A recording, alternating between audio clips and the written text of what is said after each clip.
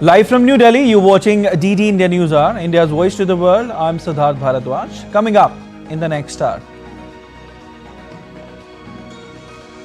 Syrian forces beef up security after reports of mass killing in coastal region. Britain-based Syrian observatory says civilian death toll from violence crosses 1,000 mark since Thursday.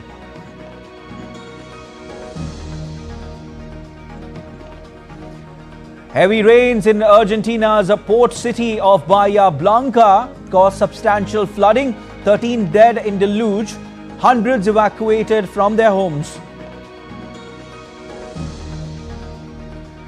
India and Mauritius to unveil a range of measures to enhance maritime security, defense and scientific cooperation during Prime Minister Narendra Modi's visit to Mauritius on March 11-12.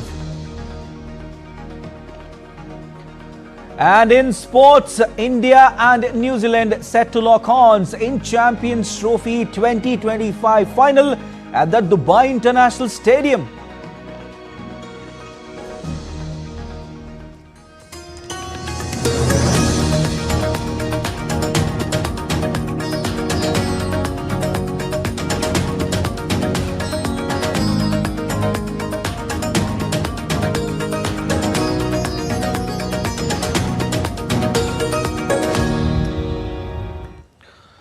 Syrian security forces deployed heavily in Alawite heartland on the Mediterranean coast on Saturday after a war monitor reported that government and allied forces killed more than 1,000 people.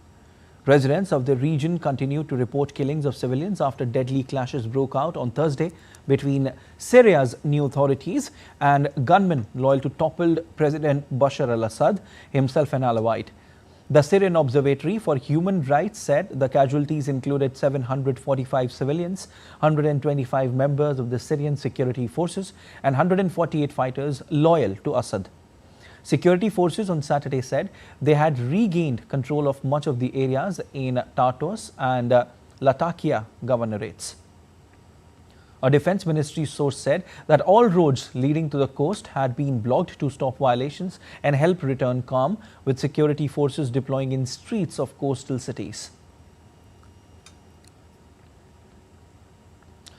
Meanwhile, France on Saturday condemned violence in Syria targeting civilians because of their faith and prisoners. A French foreign ministry statement called on Syria's new authorities to ensure that independent investigations can shed light on these crimes and that the perpetrators are sentenced. The Syrian Observatory for Human Rights reported that 745 Alawite civilians were killed in Syria by security forces and allied groups. The Alawites are a religious minority to which toppled President Bashar al-Assad belongs.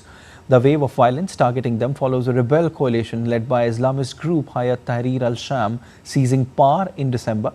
After its victory, HTS had vowed to protect Syria's religious and ethnic minorities.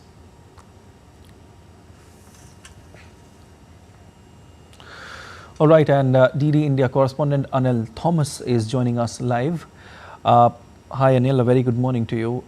The situation currently is volatile in Syria, especially in some specific parts. Civilians are caught in the middle of shifting power dynamics and territories. Security beefed up by Syrian security forces after reports that nearly 1,000 people have died in 2 days of violence. Perhaps the worst violence since the fall of Assad regime. How do you analyze it? Well, good morning, Siddharth. Well, very much so. You know, this particular violence that's been seen, that's been one of the worst in the post-Assad region that we have seen. But also, if you look at the violence that Syria has seen over the years, right from 2011, this could be among the top 10, violence and the fallout that one has seen. Remember, this is a resurgence of sectarian tensions that are existing in Syria. There is political transition and power struggle that's on. Reasons fallout, a clear fallout of that. That's not all. The incumbent or the current government that's running the show, there is a lot of insurgent activity that's not being checked, rebel activity that's been left unchecked, and there is a lot of proxy conflict that's taking place in Syria. And I think if you look deep into the reports, you will realize that there is a lot of proxy conflict along with foreign influence. The acting control or the acting person taking control of Syria currently is indicating at. It leaves the people of Syria in a lot of flux. this particular resurgence of sectarian tensions is something that Syria cannot afford at this point of time as they're looking to rebuild. And, this particular clash that's taken place between the two forces, one, that is the Alawite minority, in areas which are their strongholds, clearly indicate that things are not very much in order. And there is a lot of trust deficit that exists between the government and the pro-Assad, loyalists who are out in the middle and fighting it out, leaving no stone unturned. Right.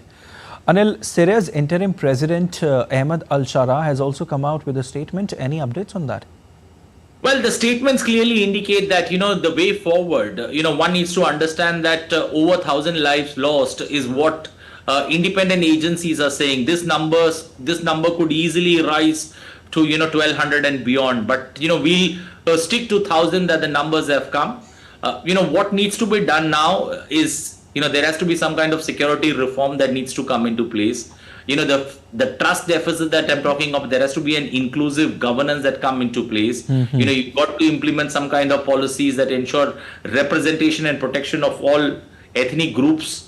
And, somewhere foster national unity. That seems to be missing in Syria at this point of time. There is also transitional justice that needs to follow with this. And that somewhere looks totally out of this, system. There is international support that's come for Syria at this point of time. But, addressing these challenges is something that's going to be important. And there has to be some kind of a comprehensive approach that needs to come into place. There is no approach that the government has taken at this point of time, that balances immediate security concerns, with somewhere looking at long-term reconciliation and also development strategies that come into play. I think that's the missing trick here. But then the leader who's running the show is trying time and again, his comments have indicated that he's trying to get things under control. But, the sooner the better. If this prolongs for another day or two, you could see the numbers almost double. And I think that's not something that Syria can afford and the present administration can. All right. Also, Anil, there is escalating violence between different armed groups, like you were mentioning a while ago. People are reliant on humanitarian aid. They don't have electricity and drinking water, specifically in some parts. Syria's government said it has regained most areas taken by Assad loyalists. France condemned the violence. How do you assess the situation there going further? Well, France has been very quick. If one takes a look at how international condemnation has followed, France has been quick. There are many countries, many Arab countries that are monitoring the situation there, especially on the developments that are taking place. Turkey, for one, many countries that are taking a closer look at what could be the way forward. And I think all that France could do, France cannot interfere into the internal affairs of running a country, but they can purely offer advices. And I think that could be putting the present day government to become a bit more inclusive, where there are security reforms that are taken place much faster, because at the end of the day, there is a huge trust deficit. That's where loyalists from the earlier regime are taking on the present day government. So there is trust deficit that needs to be built. And I think France has been suggesting things to the present day government on, somewhere there needs to be justice that needs to come into place, establish mechanisms where they address the past grievances as well as, human rights violations, where the pro-Assad group believe that there are human rights violations that have taken place that need to be checked, and also protecting somewhere, reconciliation and preventing cycles of retribution.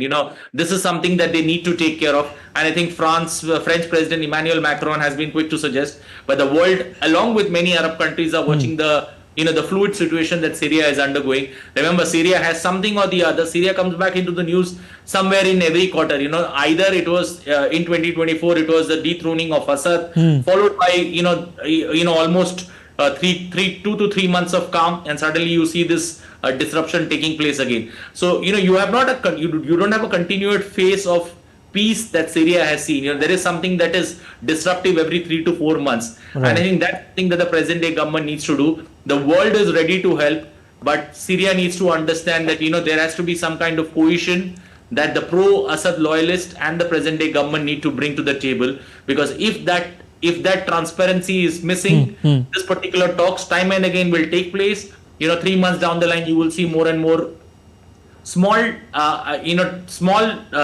fights like these take place, which break into larger, which have larger ramification, and then Syria will be back in the news. Indeed.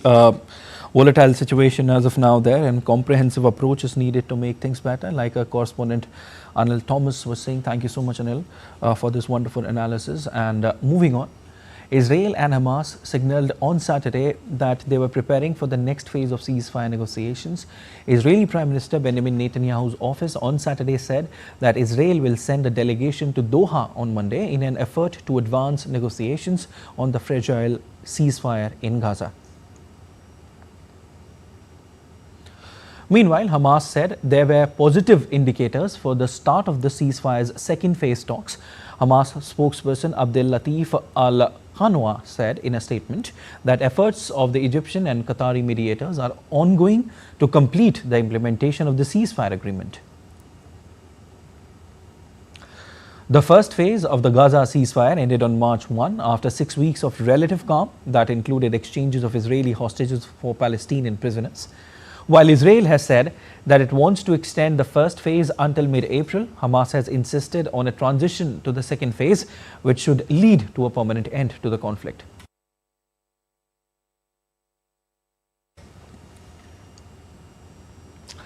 Hundreds of Israelis held a rally in Tel Aviv on Saturday and urged the government to fully implement the Gaza ceasefire deal. Family member and relatives of hostages still held in Gaza rallied in Tel Aviv on Saturday evening, joining hundreds who took to the streets, urging Netanyahu to implement the remaining parts of the Gaza ceasefire deal. This comes a day after a group of 56 captives freed from Gaza also urged Netanyahu to fully implement the ceasefire deal. Of the 251 hostages taken by Hamas during the 2023 attack on Israel, 58 remain in Gaza, including 34 the Israeli military has said are dead. At least 13 people were killed and more than 1,000 evacuated in the Argentine port city of Bahia Blanca as torrential rains flooded homes and hospitals, destroyed roads and forced officials to cut power.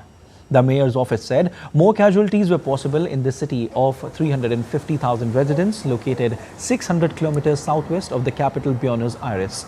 According to Security Minister for Buenos Aires province, 8 hours of non-stop rain left the city of 350,000 people largely underwater and forced authorities to evacuate the Jose Peña hospital as the city received more than 400 millimeters of rain in just hours, equivalent to what it normally gets in a year. Minister also said that the biggest storm in Bahia Blanca was in 1930 with 175 millimeters.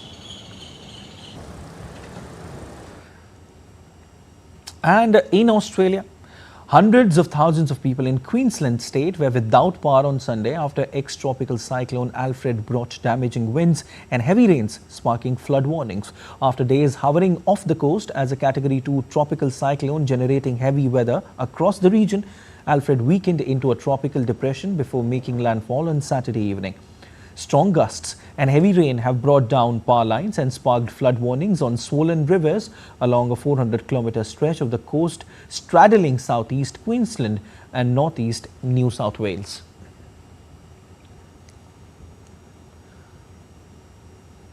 Utility companies said about 310,000 properties in southeast Queensland and at least another 16,000 in northeast New South Wales were still without power on Sunday.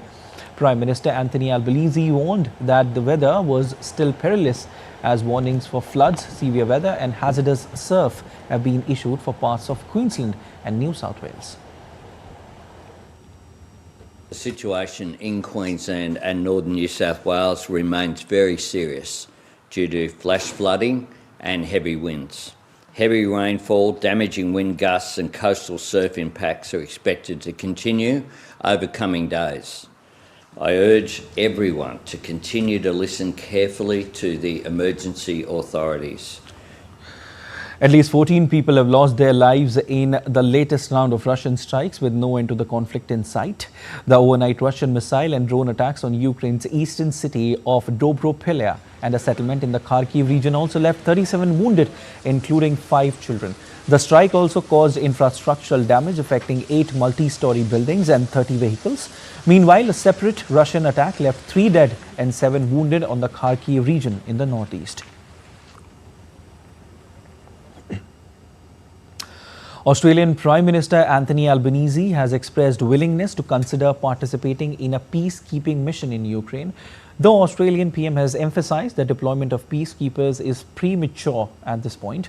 This development comes after Albanese's discussion with British Prime Minister Keir Starmer, who along with France is working to assemble a coalition of the willing to safeguard any potential ceasefire in the ongoing Russia-Ukraine conflict.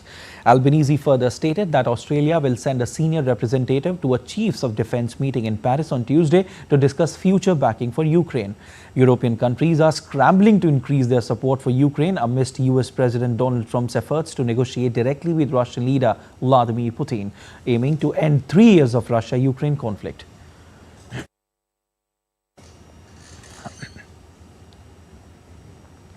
And still to come on this edition of DD India News Hour. Greenlandic politicians debate key issues days before March 11 election.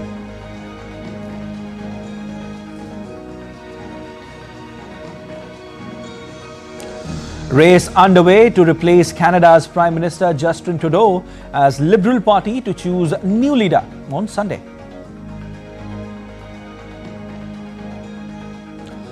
"29 members of Colombian armed forces released after kidnapping by civilians."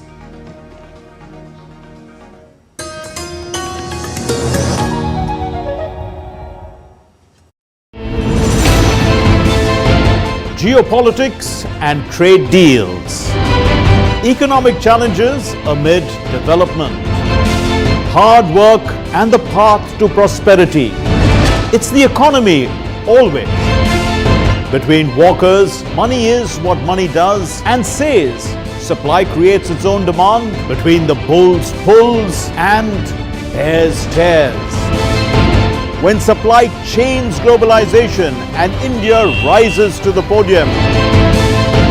We'll get you centered with the economic brief at 8 p.m. every Thursday on DD India.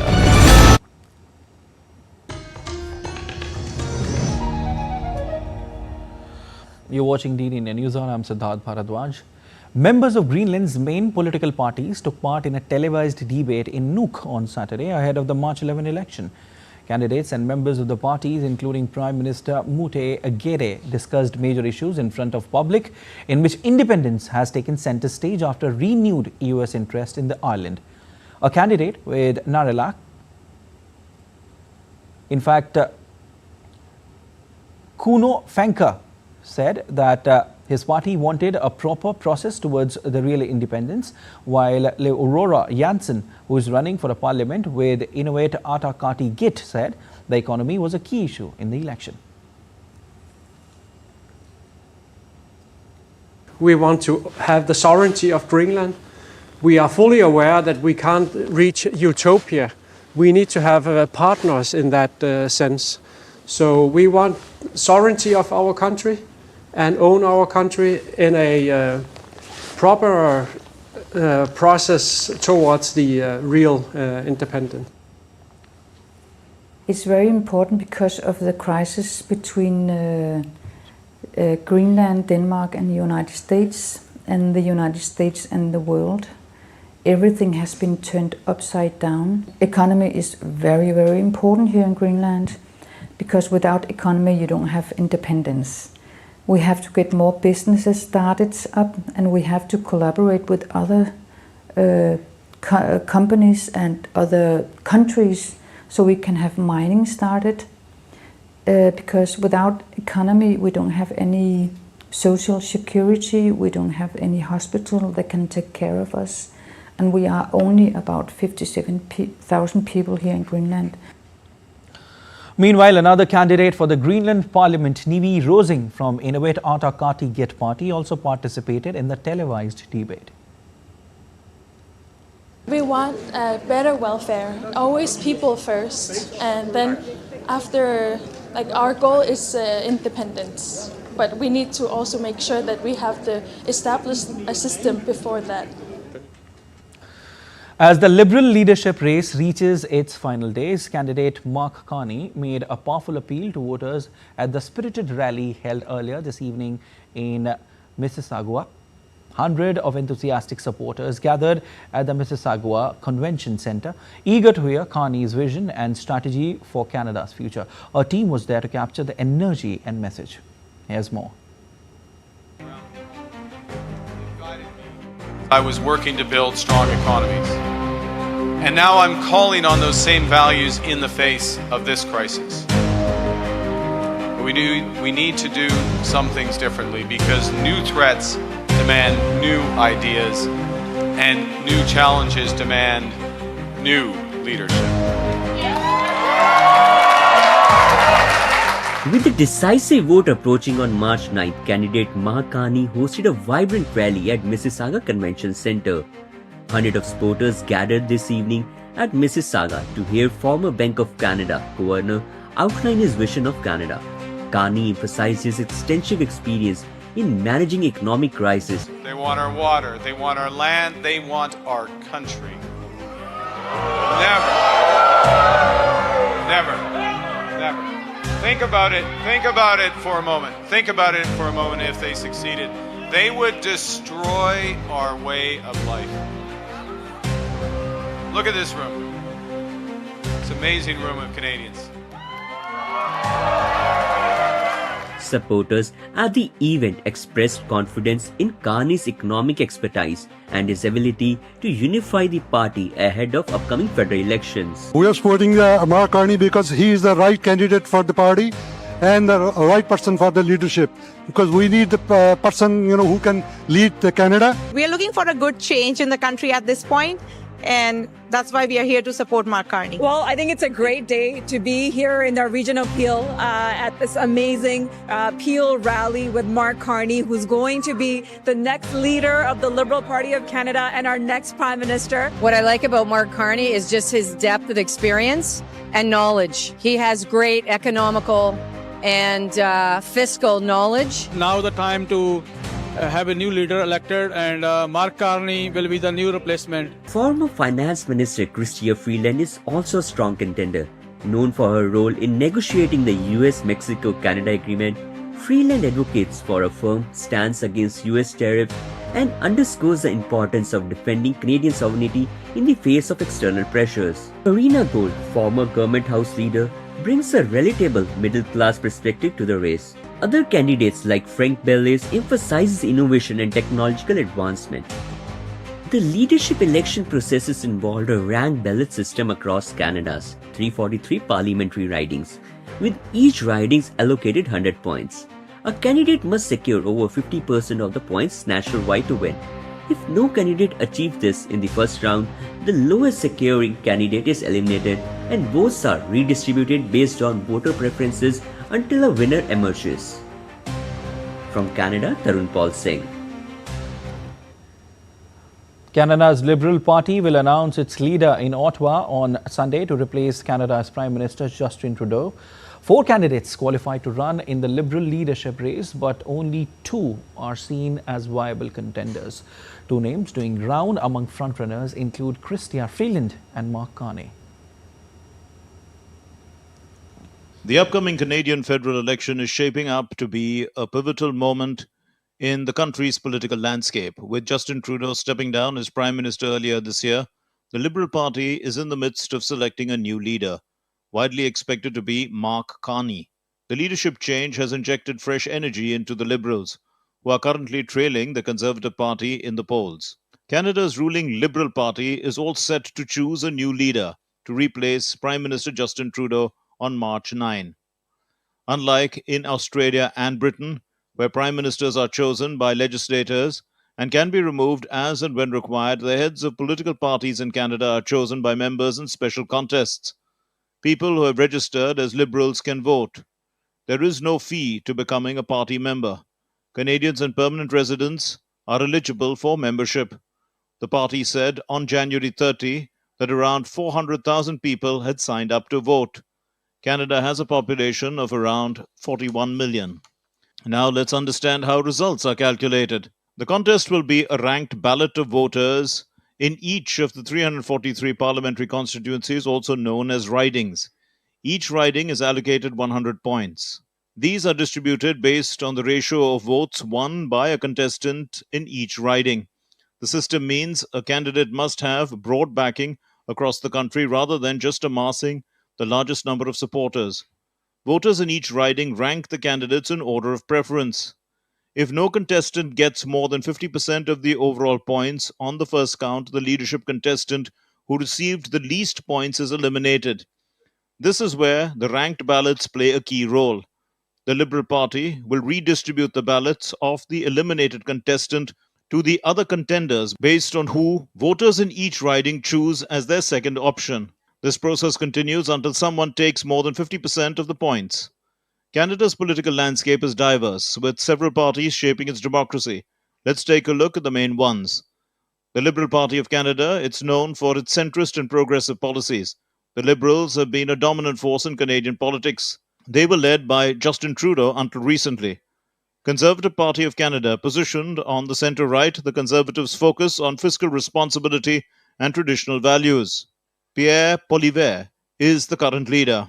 New Democratic Party, the left-leaning party advocating for social democracy and progressive reform, led by Jagmeet Singh. Bloc Québécois, the regional party that promises Quebec's interests and sovereignty, led by Yves-François Blanchet. The Green Party of Canada, focused on environmental issues and sustainability, led by Elizabeth May and Jonathan Pedniault.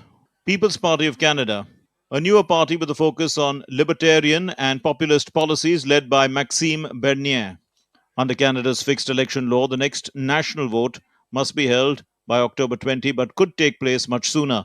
The new Prime Minister could call an election any time after March 9. An election could also be triggered in late March, when a vote of no confidence in the government is expected in Parliament. If all the opposition parties vote against the Liberals, the government will fall. Bureau Report, DD India.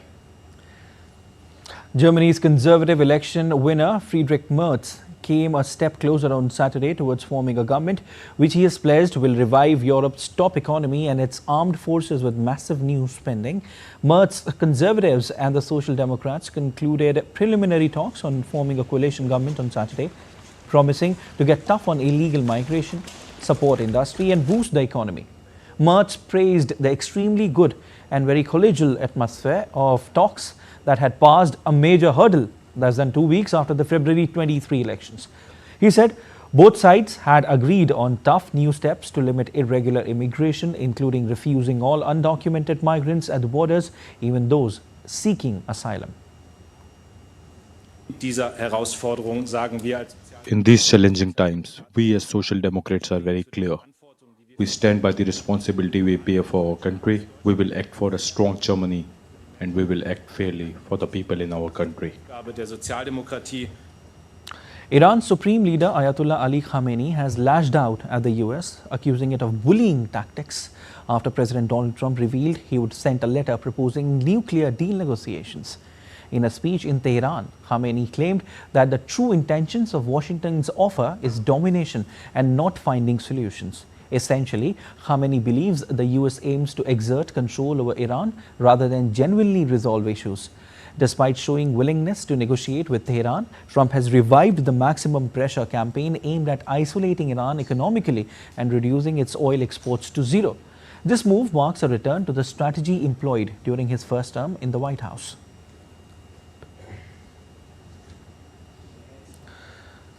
"29 hostages, including 28 police officers and 1 soldier, were freed on Saturday in southwest Colombia. The hostages were detained on Thursday following clashes between residents and security forces. The government's military operation aims to curb drug-related violence in the coca-producing region. At noon on Saturday, residents of La Hacienda informed the detainees of their release. The subsequent 3-hour journey to El Plateado was marked by tension, with an unidentified drone flying overhead and heated arguments between villagers and Ombudsman Office officials. Let's now take a look at other stories making news around the world. Demonstrators unveiled what they said was the world's largest Ukrainian flag near the White House. A crowd of roughly 1,000 unfurled a massive 172-foot by 110-foot, 150-kilogram flag on the ellipse, a large field near the White House.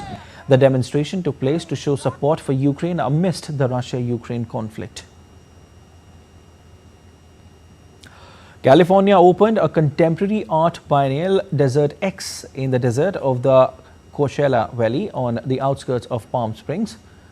The desert features works of art including a ribbon of white concrete reflecting sunlight, shimmering clouds and marble boulders resisting the California desert wind.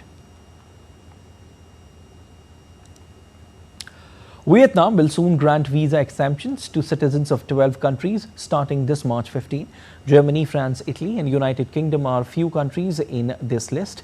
Citizens can enter Vietnam and stay for up to 45 days without a visa, regardless of their passport type or purpose of entry, provided they meet Vietnam's entry requirements. Sri Lanka has launched a massive search operation to find an injured tusker backed by drones and special forces. The tusker, reportedly named Sumedha, is believed to sustain injuries after colliding with a speeding truck, losing one of its tusks in the accident. The elephant was also reported to have been very popular among local and foreign tourists. And still to come on DD India News Hour. Armenian Foreign Affairs Minister to visit India from March 9 to 11. A symposium in Japan explores deepening partnership between India and Japan. Sela Tunnel in Tawang district of Arunachal Pradesh completes 1 year of its inauguration.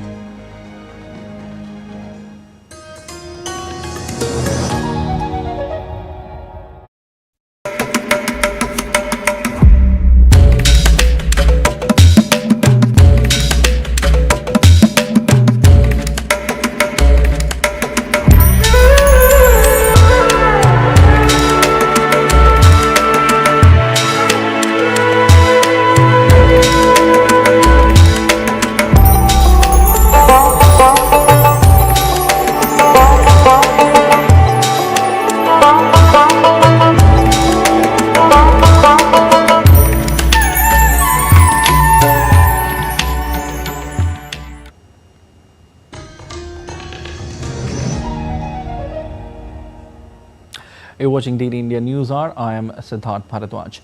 International Women's Day was celebrated on March 8. The day is celebrated to recognize women's achievements and raises awareness of the issues impacting women. But this year, women and feminists held march across Asia, Europe and Latin America to express their anger and outrage over lack of opportunities for them. Fuzail Ahmed reports.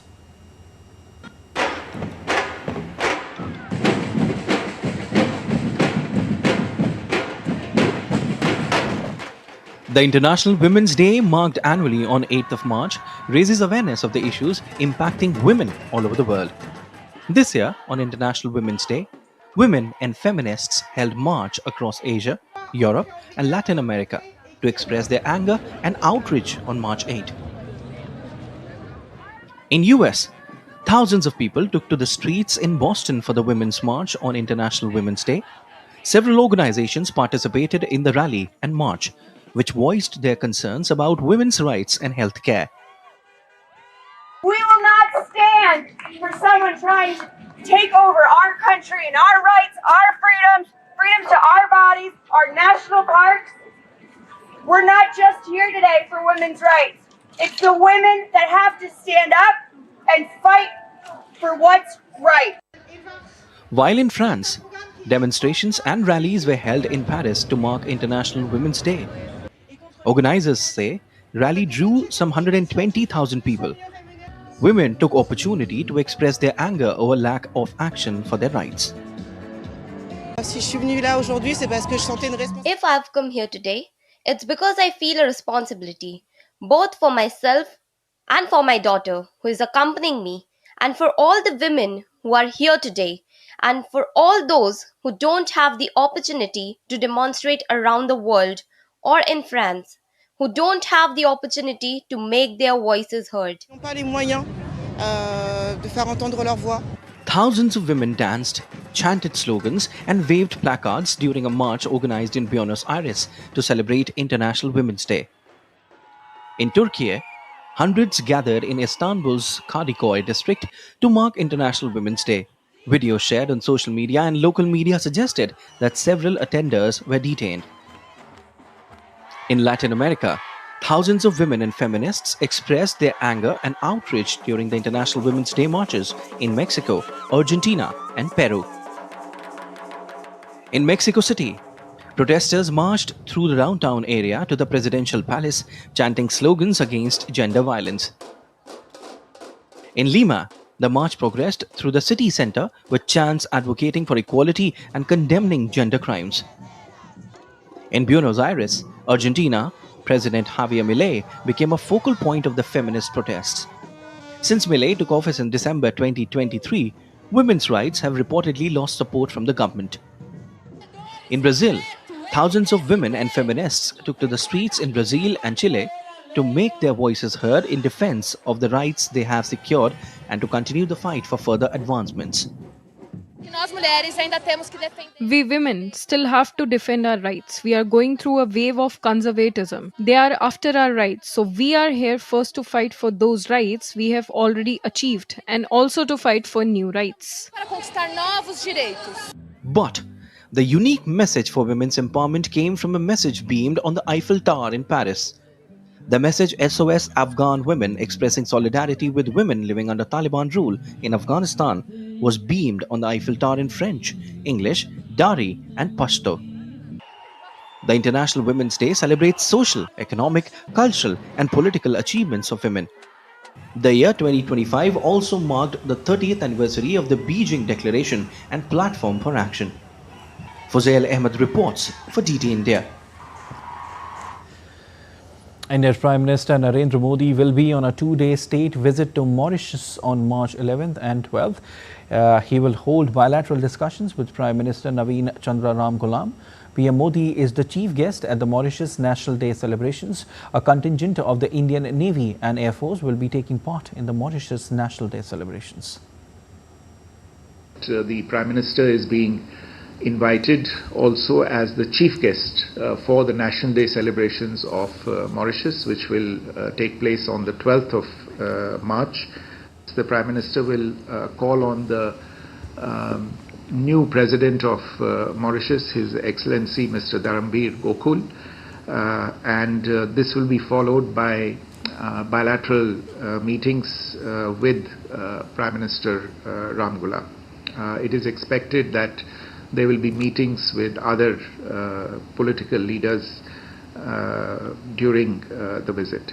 Prime Minister Modi and Prime Minister Ramgoolam will together inaugurate a few projects that have been implemented with Indian assistance, and will also witness the signing of several MOUs on cooperation in the field of capacity building, bilateral trade, tackling of cross-border financial crimes, and promoting small and medium enterprises. A symposium co-sponsored by the Embassy of India in Japan, the Japan Research Institute and Sumitomo Mitsui Banking Corporation explored the deepening partnership between India and Japan. DD India's Polami Burman gets us this report. The event on economic security and supply chain resilience, enhancing India-Japan cooperation. Major organizations like Japan Research Institute and Sumitomo Mitsui Bank Corporation came together with the Embassy of India to highlight India's growing importance as a strategic partner for Japan, particularly in the context of diversifying supply chains and enhancing economic security. The symposium began with welcome remarks from Katsunori Tanizaki, President and CEO of the Japan Research Institute, followed by an insightful inaugural speech by Ambassador Shibi George, who underscored India's potential. India's role as a trusted, reliable and competitive manufacturing hub becomes increasingly relevant. With a large skilled workforce, a fastest growing innovation ecosystem and government policies that support high-value manufacturing, India is positioned to play a key role in de-risking and diversifying supply chains. Initiatives such as Make in India, the Production-Linked Incentive PLI schemes, and the India Semiconductor Mission have been designed with a dual objective: strengthening India's own economic security and contributing to a more diversified and resilient global supply chain. The panel discussion featured prominent figures like Kenji Hiramatsu, chairman of Japan Research Institute, Kenichi Ayukawa from Suzuki Motor Corporation, Professor Yoshihiko Iwadare, and R. Madhusudan, India's Deputy Chief of Mission, who shared their perspectives on leveraging India's strengths. There are some massive economic changes taking place in India, and that is covering all sectors, be it in infrastructure, in innovation, in semiconductors, and you name the sector, there is massive transformation that is happening.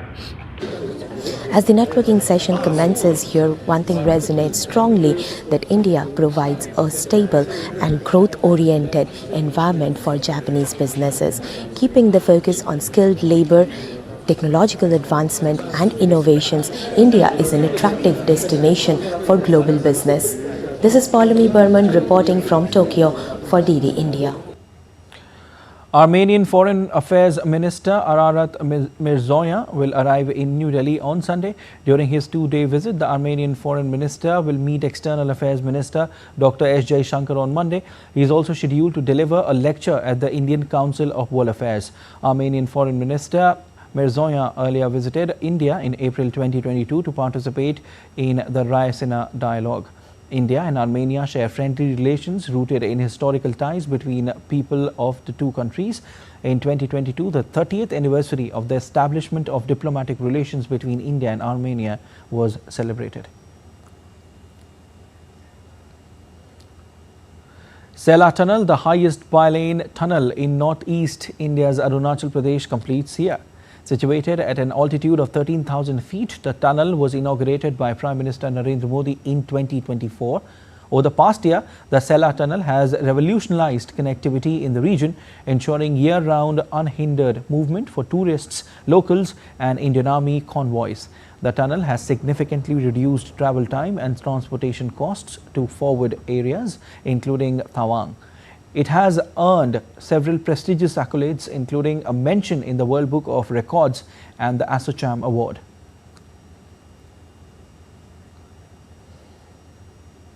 The second part of the budget session of Indian Parliament will begin on Monday. The second phase of the session, which will continue till 4th of April, will have 20 sittings. During the session, discussion and voting on demands for grants for the year 2025-26 and related appropriation bill will take place. Besides several legislations, including the Banking Laws Amendment Bill, the Coastal Shipping Bill 2024, the Tribhuvan Sahakari University Bill, the Immigration and Foreigners Bill 2025 and the Railways Amendment Bill will be taken up for discussion and passage. The first part of the budget session of Parliament was held from 31st January to 13th of February. President Draupadi Murmu had addressed both houses of Parliament and Finance Minister Nirmala Sitharaman had presented the Union budget during the first part of the session. And news coming in from Punjab, a large-scale rescue operation is in progress in northwest Indian city of Ludhiana in Punjab after a factory roof collapsed late Saturday evening, trapping 6 workers under the debris. Multiple agencies, including National Disaster Response Force teams and health officials, are working together to rescue the trapped workers. Revenue Minister Hardeep Singh Mundian and Deputy Commissioner are supervising the rescue efforts on site. So far, 5 injured workers have been rescued and admitted to the hospital for treatment. Initially, 7 workers were reported trapped, but 1 was rescued unhurt earlier. Authorities have urged the public to avoid interference to ensure smooth rescue operations.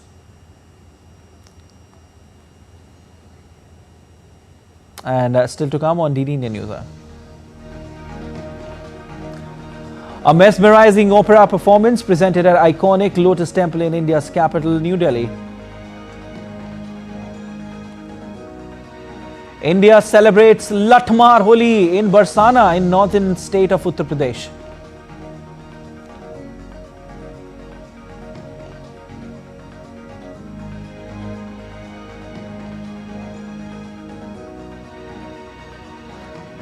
The Khelo India Winter Games 2025 to kick off today.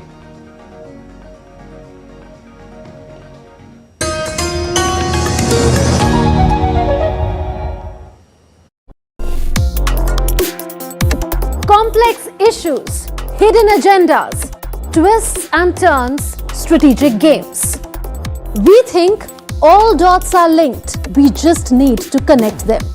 Join me every week as I connect the dots to unravel hidden designs in statecraft, mysteries, and decode issues that matter to you. Watch Connecting the Dots with me at these times on DD India.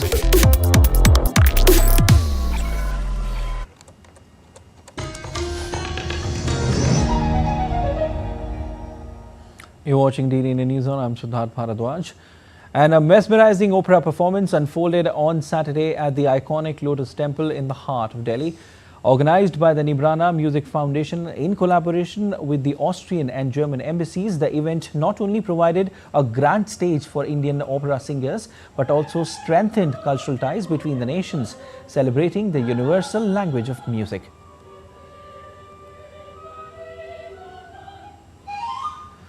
Austrian ambassador to India Katerina Wiese, in an exclusive interview with DD India, stated that these events strengthen the cultural ties between the two nations. So your lips are sealed forever. So you'll never be able to lie to the strangers again.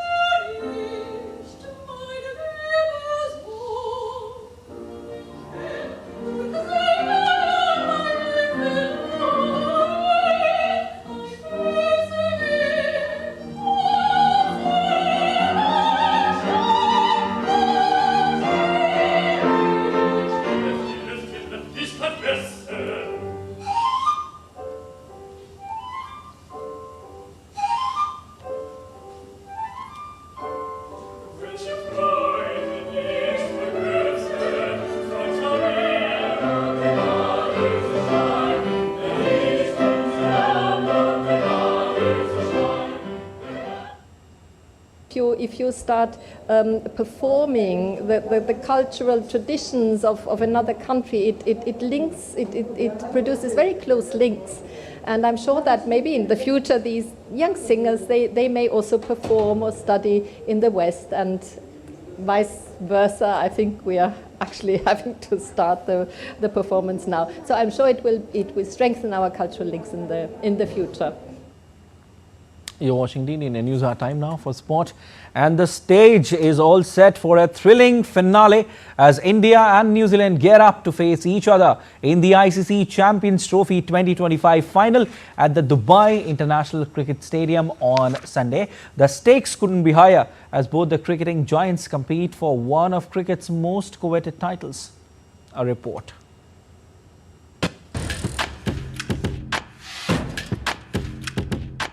India and New Zealand have faced each other 119 times in ODIs, with India winning 61 matches and New Zealand securing 50 victories. The final on Sunday will decide who will have the edge in the Champions Trophy head-to-head, as both teams are tied at 1-1 in the event. Their most recent encounter in this tournament was during the group stage, where India defeated New Zealand convincingly by 44 runs. India has been in dominant form throughout the tournament, remaining unbeaten in the group stage and the knockout round. They started their campaign with a commanding win over Bangladesh, followed by a clinical performance against Pakistan. In the semi-finals, India outclassed Australia with a stellar performance from the bowling unit led by Mohammad Shami, Varun Chakravarti and Kuldeep Yadav. New Zealand's path to the final has been a story of resilience and tactical brilliance. Except for the loss against India, Kiwis secured comfortable wins over Pakistan and Bangladesh in the group stage. In the knockout clash, they stunned South Africa with a comprehensive victory, driven by their disciplined bowling attack and a composed batting performance from Kane Williamson and Rachin Ravindra. For India, Rohit Sharma and Virat Kohli hold the key to providing stability and big match experience. Mohammad Shami and Kuldeep Yadav will lead the bowling charge, with Varun Chakravarti's mystery spin being a potential game changer. For New Zealand, Kane Williamson's calm presence at the crease and Daryl Mitchell's consistency will be vital. Mitchell Santner's left-arm spin could be crucial in Dubai's conditions. India will be looking to end their 12-year wait for an ICC trophy, having last won the Champions Trophy in 2013 under MS Dhoni's leadership. For New Zealand, this is an opportunity to win a second Champions Trophy and add a major white ball title to their name after a long time. With both teams in top form and history on the line, the Champions Trophy 2025 final promises to be a thrilling encounter. Sports Desk, DD India. All right, and DD India's Narayan Singh joins us live. Hi Narayan, a very good morning to you. This is the day everyone was waiting for. It's India versus New Zealand final of the Champions Trophy 2025. Very quickly, first of all, how excited are you, Narayan? Definitely, it's very excitement in all the cricket fans are talking about this match. The big, we can say that, two heavyweights of the world cricket. And the way they have performed throughout the tournament, right from the game one, we can say that they have played incredible cricket. New Zealand, in the previous match, they scored 362 against South Africa, a potent South Africa, and it was the highest score of the Champions Trophy. So it shows that the strength of the New Zealand in batting department, in bowling department, talking about their batsmen, Kane Williamson and Rachin Ravindra scored a massive 100 in the match in the semi-finals against the South Africa. Their bowlers are in form. And talking about India, they too have the fantastic lineup. Top of the order, they have Shubman Gill, Rohit Sharma. Rohit Sharma is giving a brisk start to the Indian team. And down the order, Shreyas Iyer, the way he has batted and just helped the Indian middle order to be there in the match, and Akshar Patel too. The way they are batting, we can say it's a battle of equals. Though both the teams are equal in strength, and we are hoping that today it will be a cracker of the match. A high voltage Classico is on cards. High voltage Classico is on the cards. You mean to say that it's going to be a neck and neck competition between both the sides? Narayan, we keep talking about the very fact that India played all their matches in Dubai, and they are very well acclimatized, you know, to how the pitch will behave. Although Rohit Sharma, before the encounter with the New Zealanders, he said, you know, before the encounter with the Black Caps, he said that, you know, we are playing on a different track. It's not our home. We are playing away. So we don't know how the pitch will behave. But for a fact that they have an advantage of how the pitch will behave, you know, they are completely acclimatized to the situation in Dubai. Although New Zealand have also played a match in Dubai, they lost there, but they know this time around what went wrong and where they have to work upon. So how do you analyze both these situations?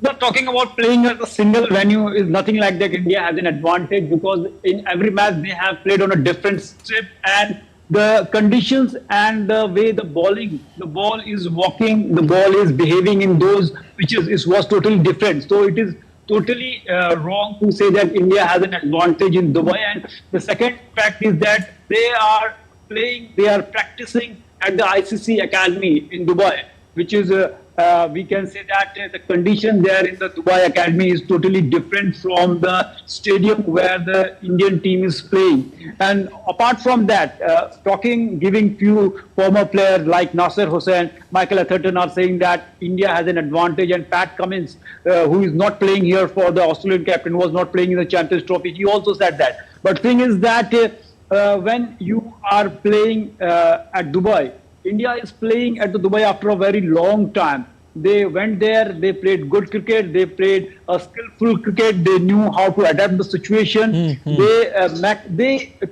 took the maximum out of the conditions there are. Definitely, and Narayan, you know what, everyone is very, very excited, and I keep on saying this, that in India, cricket is not just a game, it's a religion. Everyone is very, very excited, every Indian, and as an Indian, we hope that Team India, Rohit Sharma and company come out with flying colours. Thank you so much for joining in. We leave it there, Narayan. The Fit India Sunday on-cycle event was organized on Sunday at the Major Dhyan Chand National Stadium in the national capital of New Delhi. The Secretary of the Youth Affairs Department in the Ministry of Youth Affairs and Sports, Meeta Rajiv Lochan, flagged off the cycle rally. Former Indian tennis player Ankita Bhambri and boxer Manisha Maun, along with several other athletes, were present on this occasion. Under the Fit India movement, the purpose of organizing Fit India Sunday on Cycle every Sunday is to spread awareness about fitness and highlight its importance. The much-awaited Khelo India Winter Games are set to commence on Sunday in the beautiful town of Gulmarg in Jammu and Kashmir. And this year's event is expected to be one of the most exciting, as around 800 athletes, including men and women, will be participating in various competitions across disciplines such as skiing, snowboarding and ice hockey. Lieutenant Governor of Jammu and Kashmir, Manoj Sinha, will inaugurate the games in presence of Union Minister of State for Sports. India celebrated the Latmar Holi in the historical town of Barsana at the northern state of Uttar Pradesh. In this traditional act of playing Holi, women from Barsana shower stick on men from the neighboring town of Nandgaon. Devotees from different corners of the country participated in the festival, with men dressed up as Indian god Krishna and women as Indian goddesses Radha. The 1,000-year-long tradition is a grand fervor played with colors, sticks and shield.